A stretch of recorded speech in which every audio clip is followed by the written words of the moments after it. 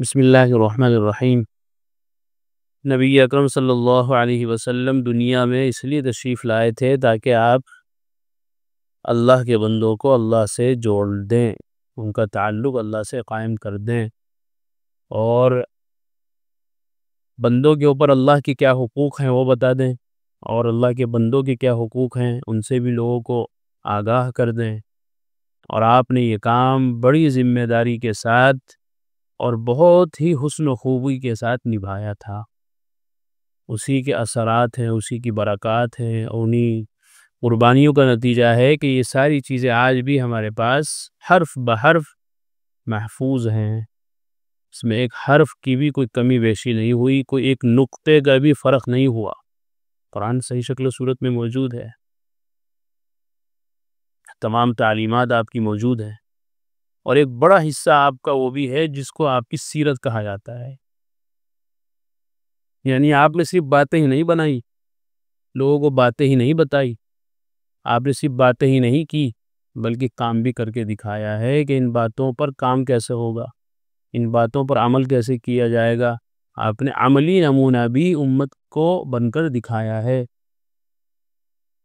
اور یہی آپ کی بہت بڑی جیت ہے کہ اور بھی مہان لوگ دنیا میں پیدا ہوئے ہیں ہر دھرم کے اندر، لیکن نبی اکرم صلی اللہ علیہ وسلم جیسا کامل اور مکمل نمونہ ہر اعتبار سے ایک دم کمپلیٹ، اور ذرہ برابر آپ کی کسی زندگی میں، زندگی کے کسی گوشے میں انگلی نہیں رکھنے کی گنجائش ہے، کسی کو کوئی اعتراض کا موقع نہیں ہو سکتا۔ آپ نے ایسی بہترین پاک صاف زندگی گزاری ہے، اس کی کوئی مثال نہیں۔ پھر بھی کوئی اگر ایسی باتیں کرتا ہے تو اس کو مینٹل ہاسپٹل میں ایڈمٹ ہو جانا چاہیے، کہ وہ بیوقوف آدمی ہے، اس کی عقل خراب ہے، اس کا دماغ خراب ہے۔ لیکن بہرحال آپ صلی اللہ علیہ وسلم اپنی جگہ بالکل ہر اعتبار سے کامل اور مکمل نمونے کی حیثیت رکھتے ہیں۔ اللہ سے جوڑنے کے ہی تعلق سے آپ نے امت کے درمیان حضرات صحابہ کے بیچ آخرت کی فکر بھی پیدا کرنے کی کوشش کی۔ جب تک آدمی کو کسی کام کا فکر نہیں ہوتا نا، وہ کام نہیں ہوتا، بے فکری سے کوئی کام نہیں ہوتا۔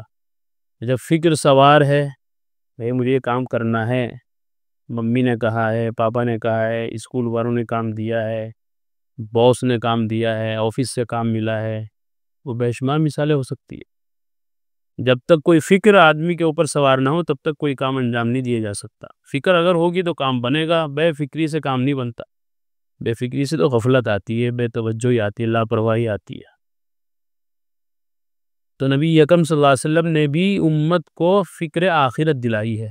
اگر فکر آخرت نہ ہو تو کون نماز پڑھے، کون روزے رکھے، کون اللہ کو مانے، کون اللہ کے حکامات کو پورا کرے۔ آخرت کی فکر ہی ایسی چیز ہے کہ جو ان تمام باتوں پر انسان کو کھڑا کرتی ہے۔ نماز کے لیے فجر میں بھی اٹھا دیتی ہے، کتنی سردی کا موسم ہے اور نیند کا بھی تقاضا ہے، آرام بھی کرنا ہے، اور طبیعت اور نفس بالکل نہیں تیار ہوتا اٹھنے کے لیے، لیکن اٹھنا ہے۔ کیوں؟ اس لیے کہ فکر ہے کہ آخرت میں پھر اللہ کے سامنے ہمیں حساب کتاب دینا ہے، اور پھر وہاں اپنے کیے پر جو پچھتاوا ہوگا، اور اس پچھتاوے کے بعد جو عذاب دیے جائے گا، جو سزا دی جائے گی، اس سے کسی بھی حال میں چھٹکارا نہیں ہو سکتا۔ یہ فکر اگر کسی آدمی کو سوار ہو جائے تو پھر وہ ایٹومیٹک کھڑا ہو سکتا ہے دین کے ہر کام پر، ہر تقاضے کو پورا کرنے کے لیے، اللہ کے ہر مطالبے کو پورا کرنے کے لیے۔ تو یہ آخرت کی فکر ہی کے واقعات یہاں ذکر کیے جا رہے ہیں کہ آپ صلی اللہ علیہ وسلم خود بھی سب سے زیادہ فکر رکھنے والے تھے، اور امت کو بھی اس فکر کی طرف متوجہ کرنے والے تھے۔ اس لیے ہمیں اس طرح کی باتیں سننی چاہیے، ایسے واقعات پڑھنے چاہیے، ایسی کتابیں پڑھنی چاہیے، ایسے بیانات سننے چاہیے، ایسی مجلسوں میں آنا جانا چاہیے کہ جہاں آخرت کی باتیں ہو۔ جن مجلسوں میں جا کر جن باتوں کو سن کر آخرت کی فکر پیدا ہوتی ہو، آخرت کی فکر پروان چڑھتی ہو، ایسی مجلسوں میں جانا ہر ایمان والے کے لیے لازمی ہے، ضروری ہے، فرض ہے۔ اگر وہ اس طرح کی مجلسوں میں نہیں جائے گا اور ایسے ہی لاؤبالی پن میں، غفلت میں زندگی گزارے گا، تو پھر اس کو احکام کی کوئی قدر نہیں ہوگی، اللہ کے حکم کی کوئی اس کو پرواہ نہیں ہوگی، یا فکر نہیں ہے۔ تو اس لیے فکر آخرت پیدا کرنے کی ضرورت ہے، اور اس دنیا کے اندر فی الحال جو ماحول چل رہا ہے اب تو اور زیادہ ضرورت ہے کہ ہر چیز اور ہر مجلس اور ہر دوستی، ہر تعلق آخرت سے غافل کرنے والا تعلق ہے، اللہ سے دور کرنے والا سب کچھ، ہر طرف ماحول ہے. تو ایسے ماحول میں تو اور زیادہ اہمیت بڑھ جاتی ہے ان چیزوں کی. تو ایک واقعہ نبی اکرم صلی اللہ علیہ وسلم کا یہاں ذکر کیا جا رہا ہے، اس سے اندازہ ہوتا ہے کہ آپ صلی اللہ علیہ وسلم کو فکر آخرت کتنی زیادہ تھی. جب نبی اکرم صلی اللہ علیہ وسلم جن کے بارے میں قرآن نے اعلان کر دیا کہ آپ کی اگلی پچھلی ساری خطائیں ہم نے معاف کر دی، ساری لغزشیں ہم نے آپ کی معاف کر دی ہے، اس کے باوجود آپ اتنی فکر کر رہے ہیں، تو ہم لوگ جن کو کچھ پتہ ہی نہیں اپنے بارے میں کہ ہمارا کیا ہوگا، کیا بنے گا ہمارا آخرت میں، انہیں کتنی زیادہ فکر کرنی چاہیے. اس واقعے سے اندازہ ہوگا. حضرت اسید ابن حضیر رضی اللہ تعالیٰ عنہ روایت فرماتے ہیں کہ ایک انصاری مذاقی طبیعت کے آدمی تھے، ہنسی مذاق کرنے والے آدمی تھے. ایک مجلس میں بیٹھے ہوئے لوگوں کے سامنے کچھ ہنسانے کی باتیں کر رہے تھے. کچھ لوگ ہوتے ہیں نا مستی کے آدمی، تھوڑے سے ذرا جس مجلس میں بھی جاتے ہیں تو وہاں ہنسی بکھیر دیتے ہیں، وہ سب کو ہنسا دیتے ہیں. تو رسول اللہ صلی اللہ علیہ وسلم نے مذاقانہ بے تکلفی میں ان کی کوکھ میں ایک لکڑی چبھو دی. ہنستے رہتے ہیں نا سب، بیٹھے بیٹھے باتیں کر رہے ہیں، ہنس رہے ہیں، تو کوئی آدمی چھیڑ کر دیتا ہے آپس میں، ایسے ہی مذاق کر دیتا ہے، انگلی مار دی، کچھ سامان تھا وہ مار دیا. تو آپ نے ہلکی سی ایک لکڑی ان کی کوکھ میں چبھو دی. اس انصاری نے کہا کہ آپ نے میرے لکڑی چبھو دی جو مجھ پر ظلم ہوا، لائیے بدلہ دیجئے. آپ نے فرمایا آؤ بدلہ لے لو. انہوں نے کہا کہ آپ کرتا پہنے ہوئے ہیں اور میرے جسم پر کرتا نہ تھا، لہذا پورا بدلہ تو جب ہوگا جب آپ کے جسم پر بھی کرتا نہ ہو.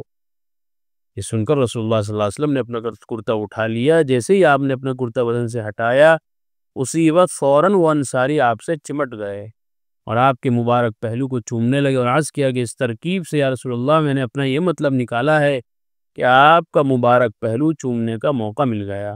میں آپ سے بدلہ تھوڑی لے سکتا تھا، بھلا آپ سے کون بدلہ لے سکتا؟ وہ بھی صحابہ جو آپ کی اشاروں پر جان دینے والے ہیں، بھلا وہ آپ سے کیسے بدلہ لیتے؟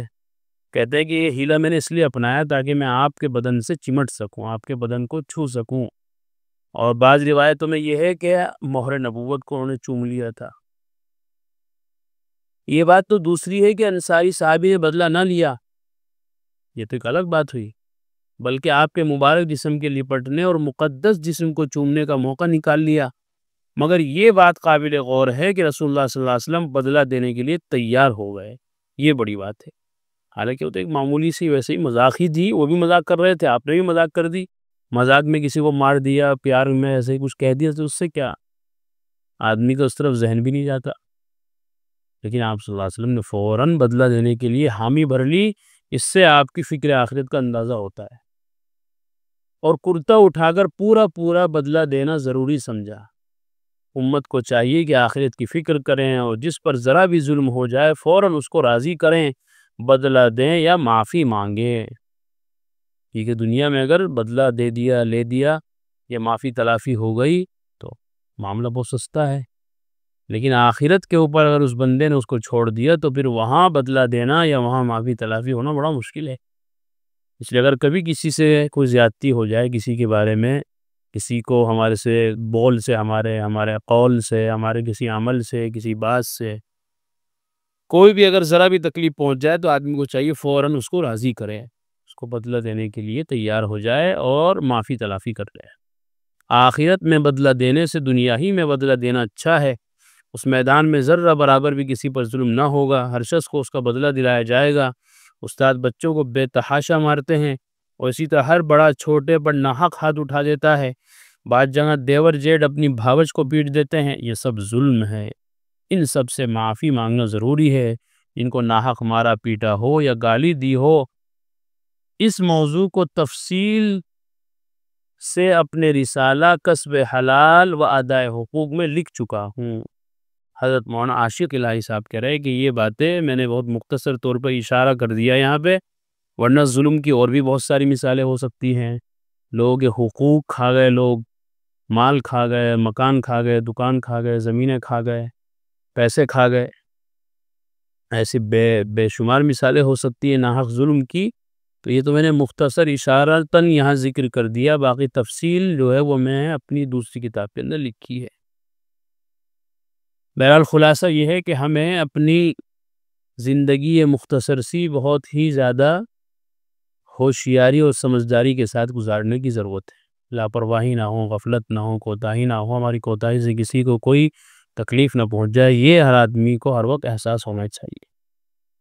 اللہ عمل کی توفیق عطا فرمائے۔ وآخر دعوانا الحمدللہ۔ قرآن کریم میں اللہ تعالیٰ فرماتے ہیں الا بذکر اللہ تطمئن القلوب، کہ سن لو، اچھے سے سمجھ لو، اللہ تعالیٰ کے ذکر ہی سے دلوں کو اطمینان نصیب ہوتا ہے۔ یعنی اللہ تعالیٰ کے جو انعامات و احسانات اور اس کی نوازشیں ہم پر ہیں، اگر ہم ان کو یاد کریں گے تو ہمارے بے قرار دل کو قرار آ جائے گا، سکون مل جائے گا۔ اگر ہم چاہتے ہیں کہ ہمارے دلوں میں سکون آئے، اطمینان نصیب ہو، تو اس کا ایک واحد علاج اور ایک بہترین دوا یہ ہے کہ ہم فوراً اللہ کے ذکر میں مشغول ہو جائیں۔